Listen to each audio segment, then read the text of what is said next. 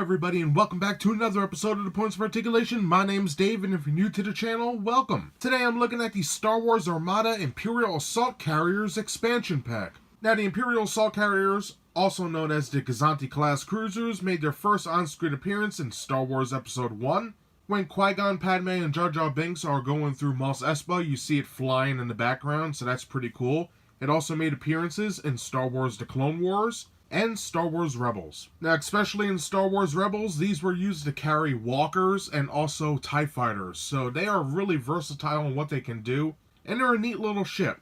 And speaking of little, for the size of these two ships, they're about 1.5 inches each, so they're about the same size as the Rebel transports we looked at previously. And just like those Rebel transports, the Gazantis have a lot to offer, so we got a lot to look at. We're going to look at the tokens, dials, cards, check out the stand, look at the mold, the paint, compare this bad boy, and then we'll be done. So let's get moving. And now for my favorite part of these videos, the dial token roll call. 1 speed dial, 1 command dial, 2 defense tokens, 4 command tokens, 5 objective tokens, 5 victory tokens, 2 squadron ID tokens, and finally, 3 ship ID tokens. So that does it for all the dials and tokens, so now let's take a look at the cards. Let's begin looking at the cards. Like always, I'll read the name of the card, and then if you would like to read the paragraph, pause the video and then continue when you're done. Up first is General Tog, Agent Kalis, I love that guy from Rebels, cool character. Commsnet, Jamming Field, Bomber Command Center, Slicer Tools, Ship Title Suppressor, and finally, Ship Title Vector. So that does it for the upgrade cards. Now let's take a quick look at the ship cards. For the first ship card, we have the Gazanti-class cruisers. 3 hull, black anti-squadron die, 1 command, 2 squadron, 2 engineering. 1 shield, firepower only in the front arcs and the side. Some upgrades, and 23 points. Now, like the Rebel transports, don't let the weakness here discourage you, because these are great support ships. As you saw looking at some of those cards, they help a lot with squadrons, and I think that these ships excel with that. For the second ship card, we have the Gazanti-class Assault Carriers. Here we have 3 hull, blue anti-squadron die, 1 command, 2 squadron, 2 engineering. Again, we have some firepower in the front arc and the sides, 1 shield, some upgrades, and 28 points. On the whole, I think these ships are really good. Just like the Rebel transports, they may seem weak. However, with those upgrade cards, these can really help a fleet out that has heavy squadron capabilities. So that does it for all the tokens, dials, and cards. So now let's take a quick look at the stand. Now for the base, just like always, it's a clear acrylic plastic. Get your ship token. Let's go with the Gazanti-class Assault Carrier. Grab your pylon. Lock it in like so. Once that's in, take your ships. Be very gentle. These are fragile. Slide them in. And once those ships are in, you're good to go. Alright, looking at the mold, the Gazanti is one of my favorite Imperial ships that's newer. To me, it's always nice to see something new, you know what I mean? So, like always, we'll go over the main points of the ship, and then we'll get nice and close to show off all those details, and it does have a lot of detail. Just like the Rebel transports, these are jam-packed. So let's begin. In the front, we have our cockpit. We have a turret on the top, laser cannon, 2 barrels. Other turret on the bottom. We have our 3 engines with some blue paint, nicely detailed. Now right here should be a dish, but come on, for the size, I can't put everything in here. We have a bunch of paneling on the main hull. And on the bottom, these 4 pegs right here, basically the docking clamps. They would hold walkers or TIE fighters or other ships. So that's pretty interesting. And of course, on the bottom, we have our peg for our stand. So that covers all the major points of this vessel. So now let's get up and close and see what this baby has to offer. Alright, getting as close as I can. We'll start in the front. Here we have our cockpit. Some nice molded windows there coming down the side. Look at all that paneling. Little circles, raised sections, and a lot of recesses coming down the center. It's pretty sharp. That's the same for the other side as well. Amazing. And then on the top here, pretty nice. I guess we could say that's a little paint scuff there. That's a first. But coming down the main body, See, beautiful sections here. This is really nice for the size. Amazing. That's the same for the other side. See a little glue right there. For the turrets, nicely done. We can see 2 barrels there. Amazing stuff. On the bottom, there's the other turret. Just look at all that detail. That is amazing stuff. Pretty cool. And we have our docking clamps. Vague representations of what they should look like, but it's acceptable.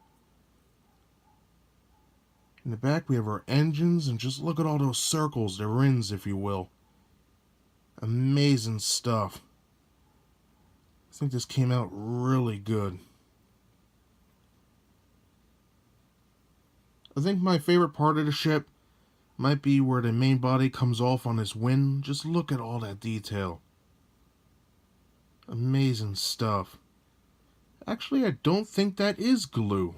That looks like some sort of black wash, because it's in the center creases as well.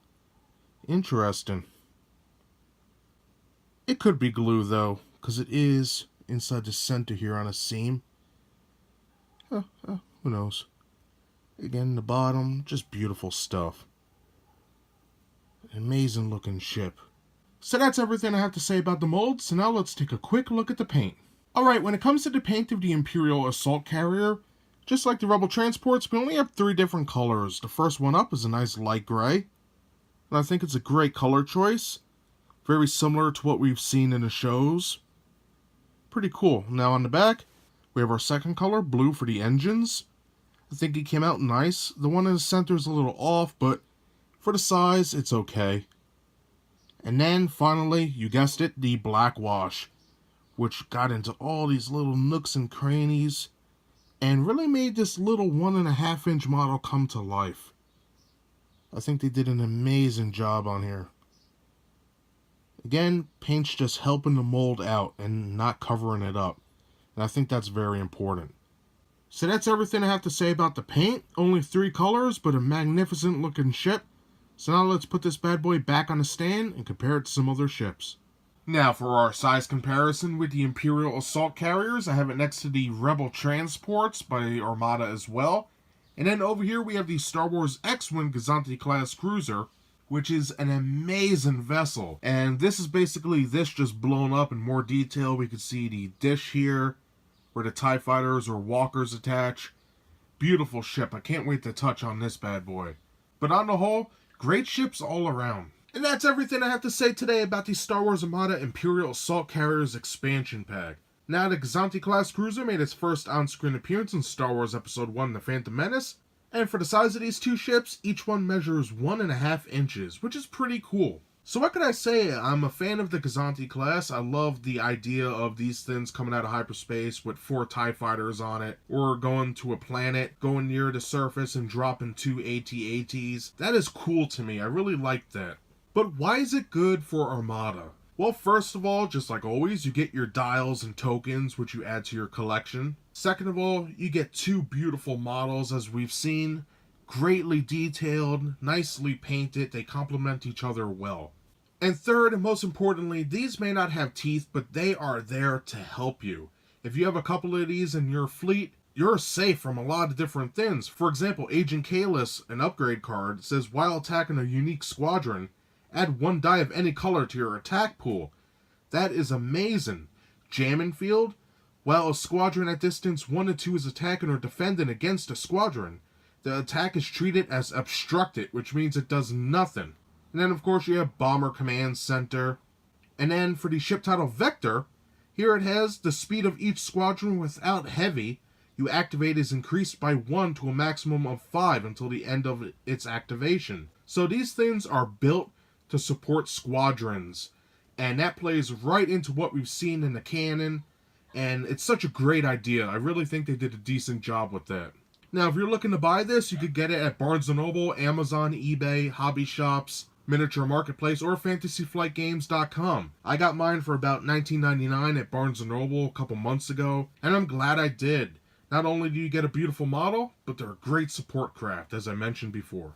So I recommend this for anybody who's a fan of the Empire, and if you play Armada, these will definitely come in handy. So that's everything I have to say about these beautiful ships today. If you enjoyed the review, hit that like button. If you'd like to see new reviews every Thursday, click subscribe. Again, thank you so much for watching, and I'll see you next time. Bye, everybody.